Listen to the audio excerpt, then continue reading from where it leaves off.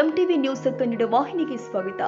ಜಯ ಕರ್ನಾಟಕ ಸಂಘಟನೆಯ ವತಿಯಿಂದ 70ನೇ ಕನ್ನಡ ರಾಜ್ಯೋತ್ಸವ ನಿಮಿತ್ತವಾಗಿ ಬೆಳಗಾವಿ ಜಿಲ್ಲೆಯ ಬೈಲಹೊಂಗಲ ನಗರದಲ್ಲಿ ಇರುವ ಬಡ ವಿದ್ಯಾರ್ಥಿಗಳಿಗೆ ಶಾಲಾ ಬ್ಯಾಗ್ ವಿತರಣಾ ಕಾರ್ಯಕ್ರಮ ಹಮ್ಮಿಕೊಳ್ಳಲಾಗಿತ್ತು.